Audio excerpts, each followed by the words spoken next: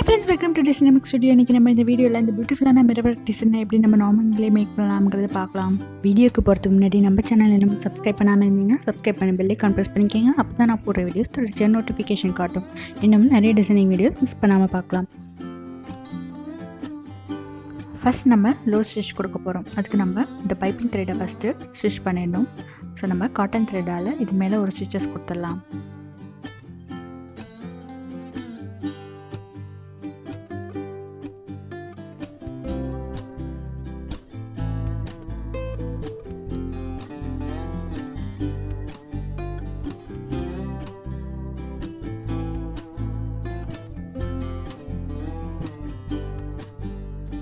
இப்போ நம்ம இந்த க்ரீன் கலர் சில்க் த்ரெட் எடுத்துக்கிட்டு 6x6 12 ஸ்டாண்ட்ஸ் எடுத்திருக்கேன்.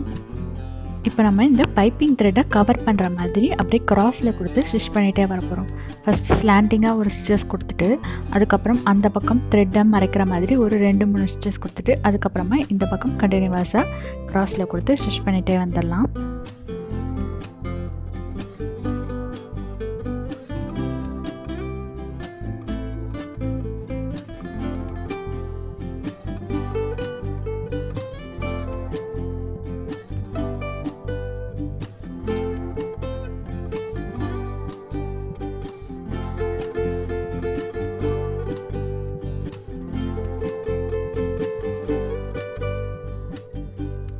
இந்த லோட் ஸ்டிச் வந்து டபுள் கலரில் இருக்க போகுது. க்ரீன் பிங்க் அந்த மாதிரி ஆல்டர்னேட்டிவாக மாறி மாறி வரப்போகுது. அதனால் கண்டினியூவஸாக அங்கே ஸ்டிச் பண்ணக்கப்புறம் ஒரு 2 inches அல்லது 3 inchesன்னு நீங்கள் டிசைட் பண்ணிக்கோங்க அதோட இன்ச்சஸை. ஸோ அதுக்கப்புறம் 2 inches அந்த மாதிரி கேப் விட்டுட்டு அப்புறம் திரும்ப மறுபடியும் க்ரீன் கலர் சில்க் த்ரெட்டால் அங்கேருந்து அப்படியே கண்டினியூவஸாக கட் பண்ண வேண்டாம், அப்படியே கண்டினியூவஸாக திரும்ப ஸ்டிச் பண்ணிகிட்டே வந்துடலாம். இந்த மாதிரியே நெக்லைன் ஃபுல்லாக ஃபஸ்ட்டு க்ரீனில் ஸ்டிச் பண்ணிவிட்டு அதுக்கப்புறம் பிங்க்கில் ஸ்டிச் பண்ண ஆரம்பிக்கலாம். இப்போ நான் பிங்க் கலர் சில்க் த்ரெட் அதே 6x6 12 ஸ்டாண்ட்ஸ் எடுத்திருக்கேன்.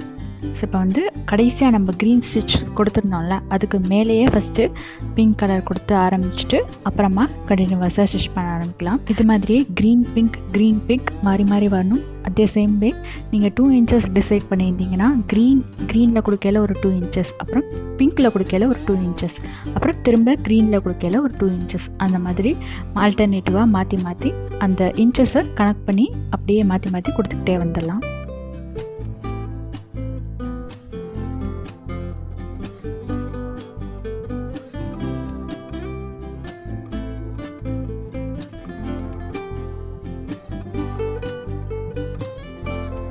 இப்போ நான் ரவுண்ட் ஷேப் உள்ள ஒரு அந்த பிளாஸ்டிக் மிரரை நான் இந்த ஸ்கொயர் ஷேப்பில் கட் பண்ணி எடுத்துக்கிட்டு இருக்கேன். நீங்கள் ஸ்கொயர் ஷேப் மிரரே வாங்கிக்கோங்க. ஸோ நான் இங்கே கேப்லலாம் நம்ம சுகர் பீட்ஸ் கொடுக்க போகிறோம். அதனால் கொஞ்சமாக கேப் விட்டு அதுக்கு தகுந்த மாதிரி கணக்கு பண்ணி கேப் விட்டு அப்புறம் பேஸ்ட் பண்ணுங்கள். ஃபஸ்ட்டு நம்ம இந்த ஜரி த்ரெட்டால் ஸ்டிச் பண்ண ஆரம்பிக்கலாம். இப்போ நான் இங்கே இந்த ஜரி த்ரெட் வந்து 4 மிடிப்பாக எடுத்திருக்கேன், 4 ஸ்டாண்ட்ஸ் எடுத்திருக்கேன். ஸோ ஃபஸ்ட்டு நம்ம ஒரு கார்னர் டிசைட் பண்ணி அதுலேருந்து த்ரெட்டை எடுத்துக்கிறோம். ஸோ அந்த கார்னரில் மறுபடியும் அதை லாக் பண்ணுற மாதிரி ஒரு ஸ்டிச்சஸ் கொடுக்கணும். இப்போ நான் கீழேருந்து மேலே கொடுக்குற மாதிரி கொடுத்துருக்கேன். ஸோ அதே மாதிரி தான் கண்டினியூவஸாக நான் ஸ்டிச் பண்ணிகிட்டே வர போகிறேன். கீழேருந்து மேலே இதே மாதிரியே நம்ம ஸ்டிச் பண்ணிகிட்டே வரோம். ஸோ நீங்கள் பிகினர் இப்போ தான் புதுசாக ட்ரை பண்ணுறீங்கன்னா ஜரி த்ரெட் மட்டும் 2 ஸ்டாண்ட்ஸ் எடுத்துக்காங்க, 4 ஸ்டாண்ட்ஸ் எடுக்க வேணும். 4 ஸ்டாண்ட்ஸ் எடுத்திங்கன்னா கொஞ்சம் கஷ்டமாக இருக்கும். 2 ஸ்டாண்ட்ஸ் அப்படி இருக்கையில் கொஞ்சம் அந்த த்ரெட்டை ஹேண்டில் பண்ணுறதுக்கு ஈஸியாக இருக்கும். ஸோ இந்த மாதிரியே ஸ்டிச் பண்ணிகிட்டே வரோம்.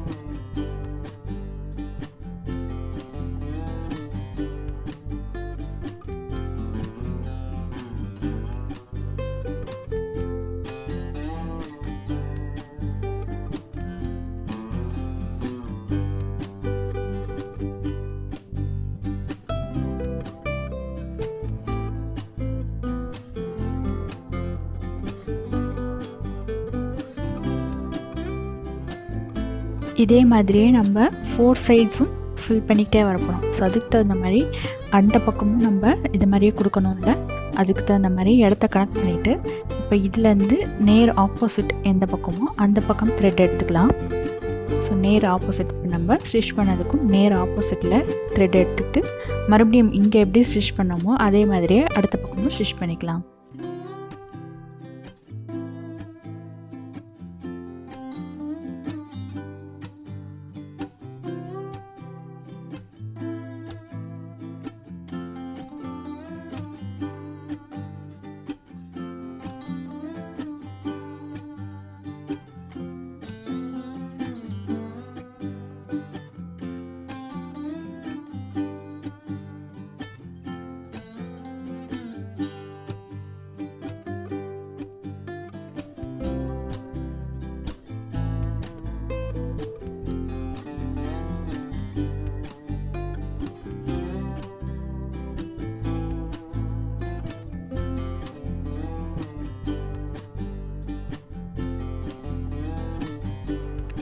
இப்போ நான் இந்த இடத்துல இதோட நிறுத்திக்க போகிறேன். அதனால் அதுக்கு ஆப்போசிட்டில் நான் இந்த பக்கமாக எடுத்து த்ரெட் எடுத்து மறுபடியும் ஸ்டார்ட் பண்ண ஆரம்பிக்கிறேன்.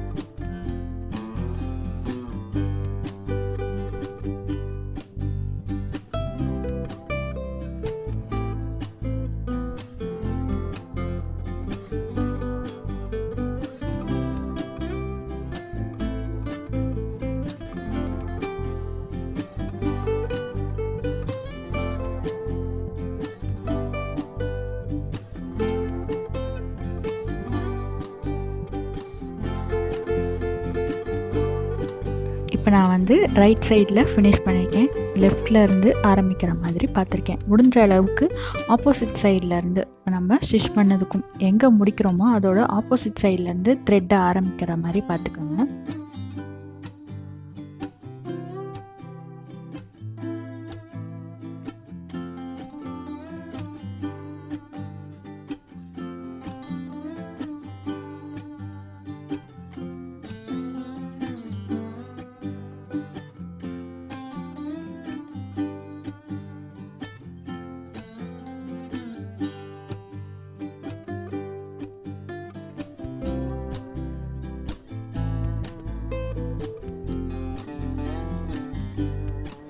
இதோட ஃபினிஷிங் எப்படி இருக்குன்னா கொஞ்சம் கூட கேப், இந்த இடத்துலலாம் கேப் இல்லாத மாதிரி த்ரெட்டு ஃபில்லிங் ஆகி அந்த மிரரை பிடிச்சிட்ருக்க மாதிரி ஃபில் பண்ணிக்கணும்.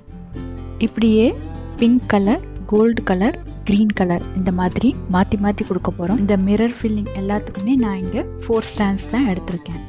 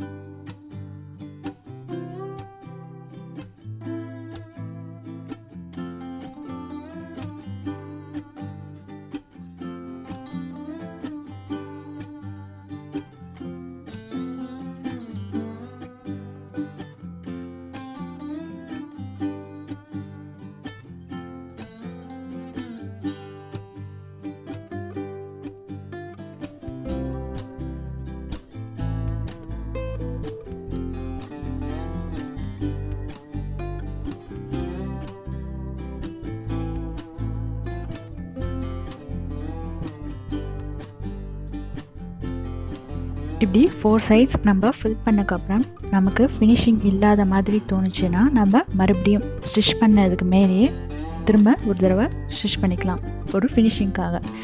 நான் அங்கே முடிச்சிட்டேன். இங்கே ஃபினிஷிங் மாதிரி இல்லாத இடத்துலலாம், எனக்கு தோன்ற இடத்துலலாம் மறுபடியும் ஒரு ஸ்டிச்சஸ் கொடுத்துக்கேன். ஸோ அந்த மாதிரி கொடுக்கறது ஒன்றும் தப்பில்லை. ஸோ எங்கெல்லாம் எனக்கு ஃபினிஷிங் இல்லாத மாதிரி தோணுதோ அங்கெல்லாம் மட்டும் நான் உள்பக்கமாக இந்த மாதிரி ஒரு ஸ்டிச்சஸ் கொடுத்துக்கிறேன்.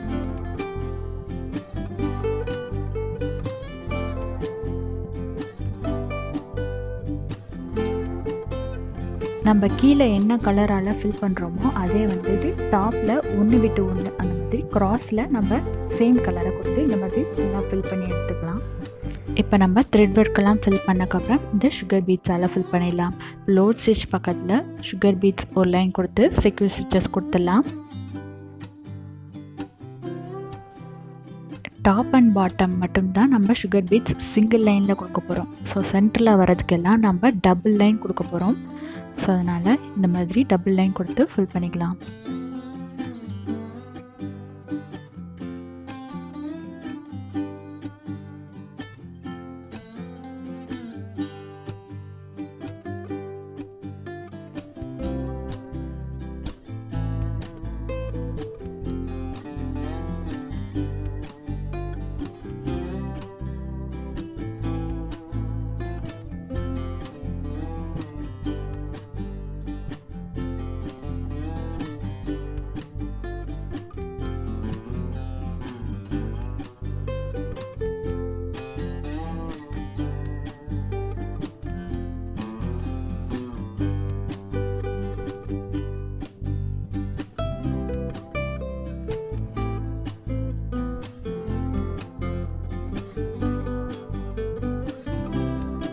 இப்போ நம்ம இந்த கோல்ட் பால் பீட்ஸை யூஸ் பண்ணி கொஞ்சம் கொஞ்சமாக கேப் விட்டு இந்த மாதிரி ஸ்டிச் பண்ணிக்கலாம். இதே நம்ம கண்டினியூவஸாக நெக்லைன் ஃபுல்லாக கொடுக்கல அதோட லுக் இப்படி தான் இருக்கும். இந்த மாதிரி இன்னும் நிறைய டிசைனிங் வீடியோஸ் பார்க்க நம்ம சேனலை சப்ஸ்கிரைப் பண்ணி பெல் ஐக்கான் ப்ரெஸ் பண்ணிக்க. அப்போ தான் நான் போடுற வீடியோஸ் தொடர்ச்சி நோட்டிஃபிகேஷன் காட்டும். இன்னும் நிறைய டிசைனிங் வீடியோஸ் மிஸ் பண்ணாமல் பார்க்கலாம். தேங்க்ஸ் ஃபார் வாட்சிங் திஸ் வீடியோ.